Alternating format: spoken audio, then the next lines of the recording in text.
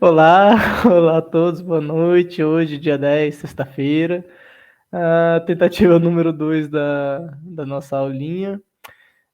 Vamos falar sobre a segunda lei de Mendel, vamos falar também de heranças não mendelianas, que são algumas partes, né, da genética que fogem à primeira e segunda lei de Mendel propriamente dito.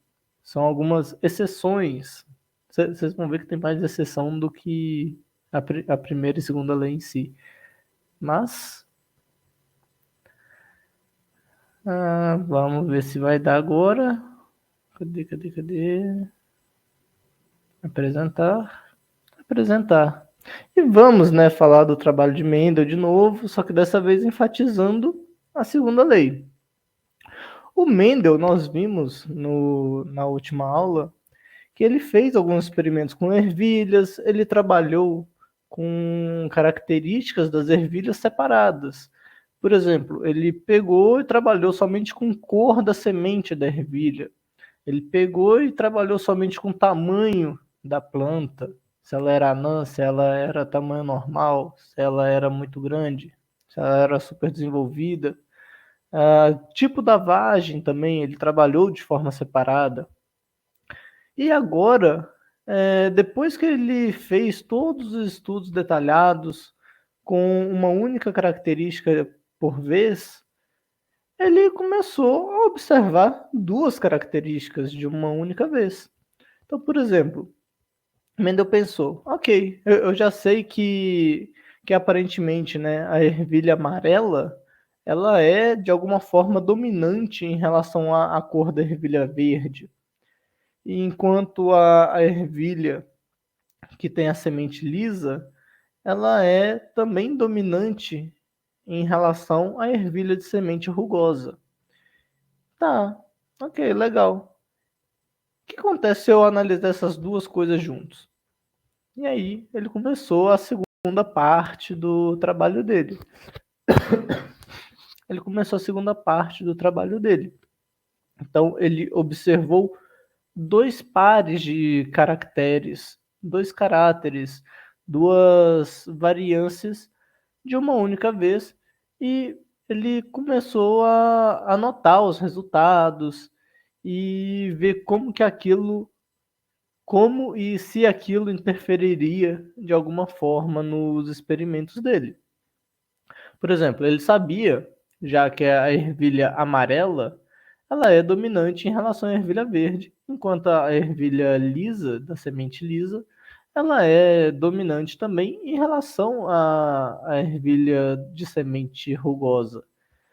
E aí ele pegou esses dois caráteres dominantes, ele pegou uma planta com os dois caráteres dominantes e cruzou com a planta com os dois caráteres recessivos para ver se ia ter ali alguma modificação. Ele tinha ali já os resultados que ele achava que poderia acontecer.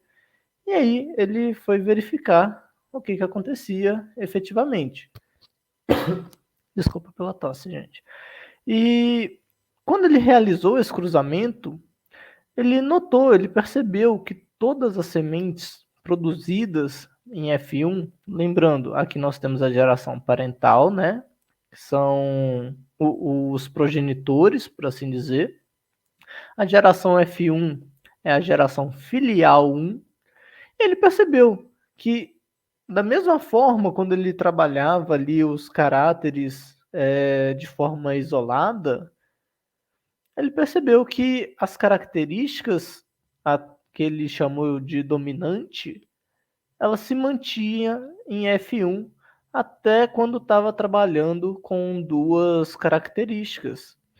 Então, ele percebeu que cruzando as duas ervilhas com caráteres puros dominante e puro recessivo, ele notou que todos os indivíduos daquele primeiro cruzamento ele tinham características dominantes. O fenótipo era de um organismo com dominância, entendeu? Então, ele sabia, pelo trabalho que ele já havia feito com caráteres separados, ele sabia que tinha alguma coisinha ali do recessivo ainda, né, que ele está presente aqui, representado pelo Vzinho e pelo Rzinho, porém em heterozigose nós já vimos que ele, para dominância completa, né, que é o caso da primeira, e nós vamos ver que também é o caso da segunda lei de Mendel, em dominância completa, o recessivo ele é inibido, enquanto o caráter dominante, o Vzão, o Rzão, que no caso aqui é ervilha de semente amarela e lisa, ele é expresso em heterozigose. Então, quando nós temos aqui o Vzão, Vzinho, né, que é a característica do heterozigoto, o que é o heterozigoto? Nós temos homozigoto, que são indivíduos, são indivíduos com um único caráter, com um único gene, ali um único alelo, melhor dizendo, um único tipo de alelo, que no caso aqui Vzão, Vzão, é um único tipo de alelo, Rzão, Rzão é um outro tipo de alelo, Vzinho, Vzinho é um tipo de alelo, Rzinho, Rzinho é um outro tipo de alelo. Então, o heterozigoto, ele tem somente, por exemplo, aqui para o alelo V, ele tem o mesmo alelo, Vzão, Vzão. E na heterozigose, heterozigose é o quê? O que é heterozigoto? Hétero é diferente, e zigoto se remete ao cromossomo que nós estamos trabalhando. Então, em heterozigose, quando nós temos o indivíduo com dois alelos diferentes, nós vamos ter um alelo aqui para dominância completa dominante e um alelo recessivo. E aí ele fez, né, o cruzamento propriamente dito. E aqui para mostrar para vocês, a ervilha pura, amarela e lisa, Vzão, Vzão, Rzão, Rzão, ela vai produzir somente um tipo de gameta. E ervilha pura, verde, rugosa, ela também vai produzir só um tipo de gameta. Isso, claro, produzindo gametas é sempre por meiose. E aqui mostrando, né, os gametas sendo produzidos. Lembrando, meiose ela é uma célula que dá origem a 4 células filhas. Nesse caso aqui, as células filhas estão sendo idênticas. Por quê? Porque o indivíduo ele é homozigoto, ok? Ah, Yuri, mas tem crossover? Tem crossover, só que para o alelo que a gente está trabalhando, V e R, o crossover não vai interferir. Nós vamos falar um pouquinho do crossover, talvez hoje, talvez na próxima aula ainda. Quando, quando formos falar das exceções das regras das leis mendelianas. E aí, fazendo o cruzamento, né? Ele tem a geração parental, também representado pelo P, duplo dominante, duplo recessivo, e originando aqui a geração filial F1 com todos os indivíduos recessivos, com todos os indivíduos heterozigotos e fenotipicamente igual ao indivíduo pai, o indivíduo parental dominante. Então, em F1, a geração F1 ela vai apresentar fenotipicamente uma característica idêntica ao caráter parental. Então, ao caráter parental dominante. Mas a gente tem que lembrar que o genótipo dele é híbrido, tá? O genótipo dele é híbrido. O gene, o cerne, a essência dele ali é híbrida. E isso vai, quando nós formos fazer a autofecundação dessa geração filial, nós vamos ver que vai dar um resultado diferente do que nós vimos na primeira lei de Mendel. Gameta de F1, desculpa pela tosse. Quando nós formos fazer, né, a autofecundação de F1, nós vamos ter que separar os gametas. Então, que tipo de gameta que vai ser produzido para as plantas, né? Para as plantas F1? nós temos o indivíduo heterozigoto, Vzão, Vzinho, Rzão, Rzinho. Por meio da meiose, ele vai produzir quatro tipos de gameta, melhor dizendo, né? 4 tipos de gameta geneticamente diferentes. Esse Vzão aqui vai ficar com Rzão, tá aqui. O Vzão vai ficar com Rzinho, tá aqui. O Vzinho vai ficar com Rzão e o Vzinho vai ficar com Rzinho. Então nós vamos ter diferente ali de quando nós trabalhamos com o indivíduo homozigoto. O indivíduo heterozigoto ele forma gametas com gametas diferentes entre si. Podemos dizer assim para simplificar. Por quê?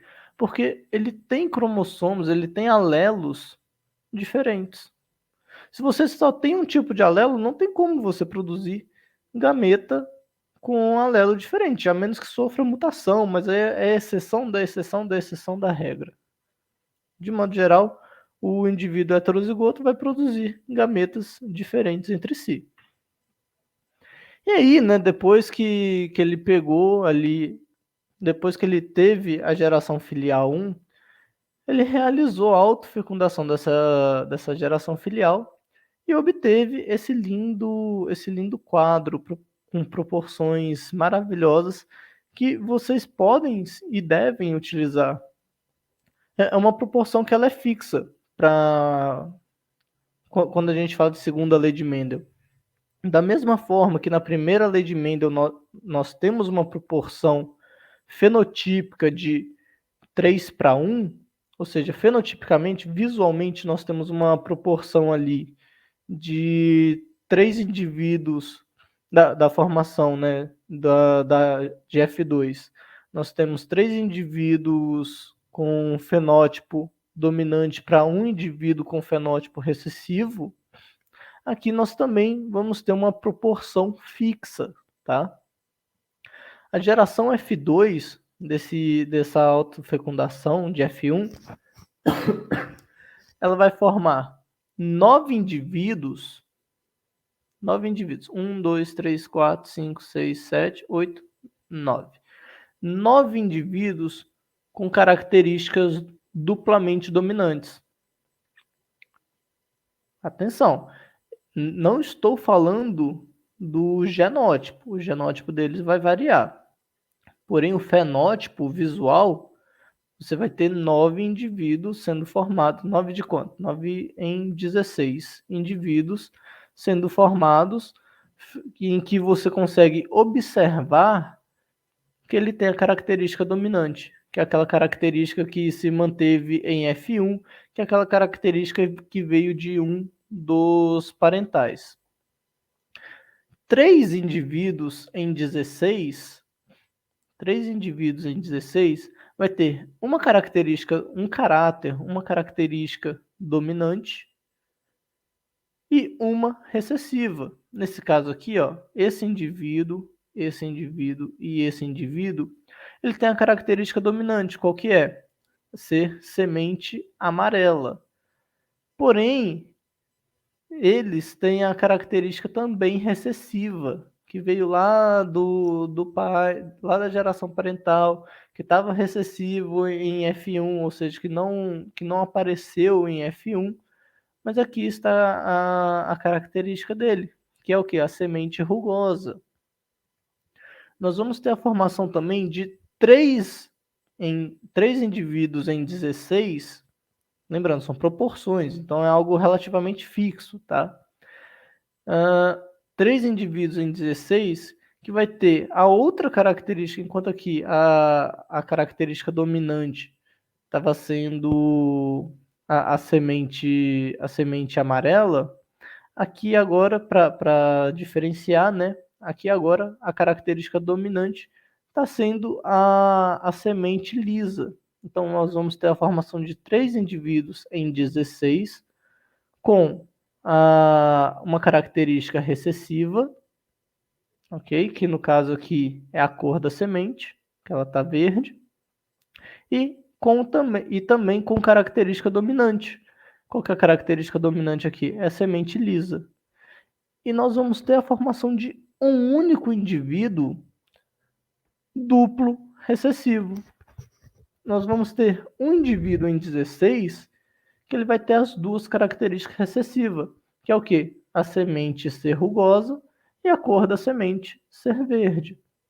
Então, quando nós trabalhamos com a segunda lei de Mendel, nós temos uma proporção que nós podemos seguir. O fenótipo, a proporção fenotípica na segunda lei de Mendel é 9 para 3 para 3 para 1. O que é o 9? Duplo dominante. O 9 é o duplo dominante. O 3, ele é uma característica dominante e uma recessiva. O outro 3 vai ser o contrário, nós estamos trabalhando com duas. Então, por exemplo, a primeira que ela foi dominante e a segunda foi recessiva, esse outro 3 aqui, a primeira vai ser recessiva e a segunda dominante. E esse 1, ele representa o duplo, o caráter duplo recessivo, onde o indivíduo ele vai ter as duas características recessivas sendo expressas. E aí, né, o Mendel, ele observou isso e levantou as hipóteses. Por exemplo, durante a formação de gameta, o alelo híbrido, né, ele segregava de forma independente os alelos V, eles não estavam juntos ali do R, e por isso ele tinha a formação de gametas, a formação de gametas de forma individual. O V ele não vai estar se misturando, ele não vai estar ligado ao R de forma alguma. Então, o gameta com alelo V, ele pode ter o Rzão ou o Rzinho. O gameta com o alelo Vzinho, ele pode ter o Rzão ou o Rzinho, porque eles não estão no mesmo cromossomo, eles não estão ligados, entende? Eles estão em cromossomos separados. Se eles estão em cromossomos separados, eles nunca vão se misturar. E aí ele observou os resultados e tal. Ele observou também que a planta duplo heterozigota, o que eu quero dizer com duplo heterozigoto? Duplo, ele tem duas características, estamos trabalhando com dois caráteres, né? Duas características que vamos observar. E essas duas características são heterozigotos. Tá aqui, ó, Vzão, Vzinho. Rzão, Rzinho. Um caráter Vzão, Vzinho, heterozigoto. O outro Rzão, Rzinho. E essa planta ela vai formar 4 tipos de gameta. Foi o que a gente falou um pouquinho mais cedo. E a combinação ao acaso, lembrando, né, fecundação o encontro de gametas é tudo ao acaso. Mas esse acaso em F2 ele tem uma proporção. Ele é acaso, mas é um acaso que não vai ser tão variável. Você consegue, entre aspas, prever a quantidade que vai sair dali. Você tem uma margem de erro para quantidades muito grandes, mas de modo geral você sempre vai seguir essa proporção de 9 indivíduos duplo heterozigoto, duplo homozigoto, 3 indivíduos com uma característica, um caráter dominante sendo expresso em um recessivo, 3 indivíduos com um recessivo e um dominante, e um indivíduo duplo recessivo sendo formado. E aí nós temos a segunda lei de Mendel, né? Ele colocou realmente, depois desses estudos que ele fez, ele elaborou a segunda lei, que basicamente fala: genes que determinam características diferentes distribuem-se aos gametas de maneira totalmente independente, formando todas as combinações possíveis. Essa segunda lei, ela também é conhecida como lei da segregação independente. O que é isso? Durante a formação de gametas, eu vou voltar aqui. Durante a formação de gametas, se os alelos eles não estiverem ligados, eles vão formar gametas diferentes entre si. E qual a chance de formar esse gameta? Uma chance em 4. com a chance de formar esse gameta, uma chance em 4. Esse gameta, uma chance em 4. E esse gameta, uma chance em 4. Então, você tem uma igualdade nessa proporção, nessa chance de formar gameta. E é por isso, e é por causa dessa proporção igual, que nós podemos afirmar a proporção também de indivíduos que vão ser formados a partir de F1. Gente, dúvida até aqui? Porque esse é o enunciado da segunda lei de Mendel propriamente dita. E tem uma forma de nós... tem duas formas, na verdade, de trabalhar a segunda lei. Se vocês tiverem dúvida, podem abrir o microfone, tá? Fica à vontade.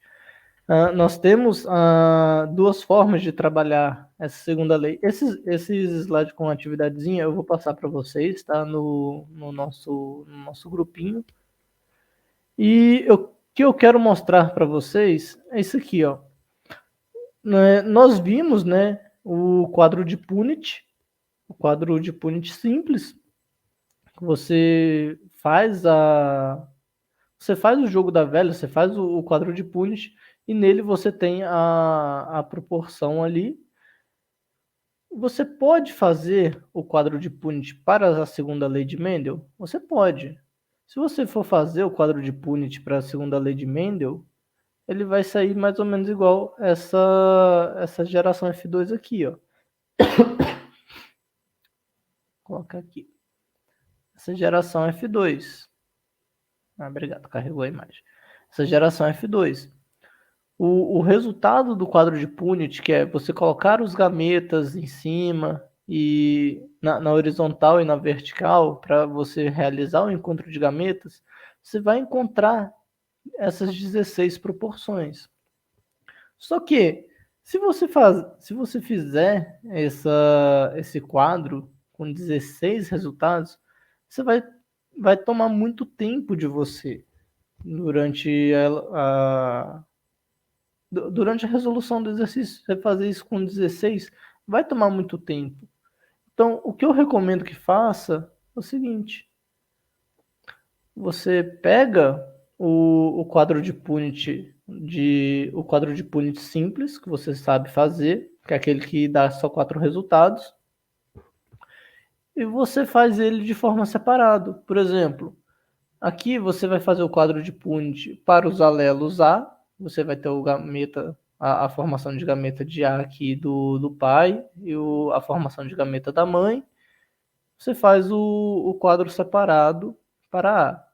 Depois você faz o quadro de Punnett separado para B e aí você multiplica o resultado. Por exemplo, se você quer a chance de formar indivíduo com o fenótipo dominante para duas características, ou seja, você quer um indivíduo sendo formado duplo dominante. Você fez o quadro de Punnett de A. Ok, vamos ver a proporção aqui. Você vai ter um indivíduo sendo formado dominante, com fenótipo dominante, outro indivíduo sendo formado com fenótipo dominante, outro indivíduo sendo formado com um fenótipo dominante e só um indivíduo sendo formado com um fenótipo recessivo. Então, a chance de você ter um indivíduo dominante para a característica A são 3 em 4.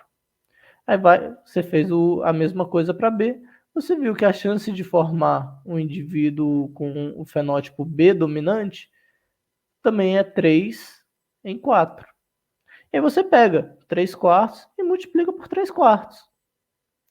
Você vai ver que vai dar 9/16, que é a mesma proporção aqui, ó, que nós vimos aqui, para a segunda lei. 9 sementes amarelas e lisas, ou seja, 9 indivíduos em 16, sendo formados com as duas características dominantes. Aí, se você quiser com recessivo, o recessivo ele está aqui, ó, 1 em 4. Se você quiser duplo recessivo, 1 em 4 vezes 1 em 4 dá 1/16. Se você quiser um recessivo, um caráter recessivo e um caráter dominante, vai ser 1/4 vezes 3/4. E aí você vai ter a proporção 3/16, que é essa proporção que nós vimos também. Então existem duas formas de você fazer o quadro de Punt. Ou você faz ele maior, né, que vai dar mais trabalho, você pode se perder um pouco na elaboração dele. Você faz ele separado e aí você multiplica o resultado, que eu particularmente acho mais simples, eu particularmente acho mais tranquilo, ok? Dúvida até aqui, gente? Dúvida até aqui, tá tranquilo?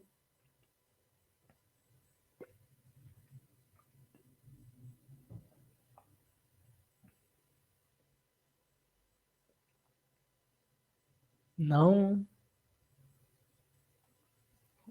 Tudo certo? Tudo certo. Então, ó, a parte de herança não mendeliana, eu não vou começar agora, porque eu prefiro eu prefiro assim, ter uma continuidade, sabe? Porque, por exemplo, eu realmente prefiro começar a próxima aula já em herança não mendeliana e falar tudo que tiver que falar, do que iniciar agora e parar no meio da explicação para iniciar de novo depois. Beleza? Podemos fazer dessa forma? Porque a outra aula, a aula de semana que vem, por exemplo, né? Vamos falar de herança não mendeliana. Que aí nós vamos pegar, obviamente, as exceções das regras, né? As exceções às leis de Mendel. Vamos falar de dominância incompleta, vamos falar de codominância, vamos falar de alelo múltiplo, é legal o alelo múltiplo. Vamos falar de genes ligados. Genes ligados, vamos fazer uma comparação de genes ligados com o que foi visto na segunda lei de Mendel. E aí nós vamos entender o porquê da importância da segregação de forma independente, que é basicamente o enunciado da segunda lei. A de meiose e mitose a gente finalizou hoje, a de meiose e mitose a gente finalizou. Tem um tempinho, hein? Tem um tempinho, grego. Tem um tempinho. Eu acho, inclusive, que as aulas já estão lá no YouTube. Porque essa parte genética, eu volto um pouquinho Foi semana retrasada, eu acho. Semana passada a gente falou da primeira lei. Que eu volto um pouquinho nessa parte de genética para falar de mitose, para falar de meiose, justamente porque é importante nós falarmos da formação de gameta, que é basicamente a meiose. Porque é a partir da formação dos gametas que nós vamos ter. Nós vamos trabalhar. A genética ela existe porque nós temos algum conhecimento de meiose. Que a genética ela nada mais é do que o estudo da hereditariedade. Então, a forma que nós temos, que os seres vivos têm de passar adiante a informação genética é através de reprodução. E para reproduzir sexuadamente, nós temos que formar gametas. Ok? Gente, dúvidas? Dúvidas? Podemos falar um pouquinho mais de meiose, se você quiser. Meiose, mitose, a gente fala um pouquinho mais. A gente sempre fica. Pessoal que assiste às aulas gravadas, nós sempre ficamos um tempinho mais depois do término da aula, batemos um papo e tal, para tiramos dúvidas também, mas assim, falamos de tudo, gente, falamos de tudo. Eu vou então encerrar a gravação, tá? E quem quiser sair pode sair, tá tudo tranquilo. Quem tiver alguma dúvida pode falar, aí fica mais à vontade, tá?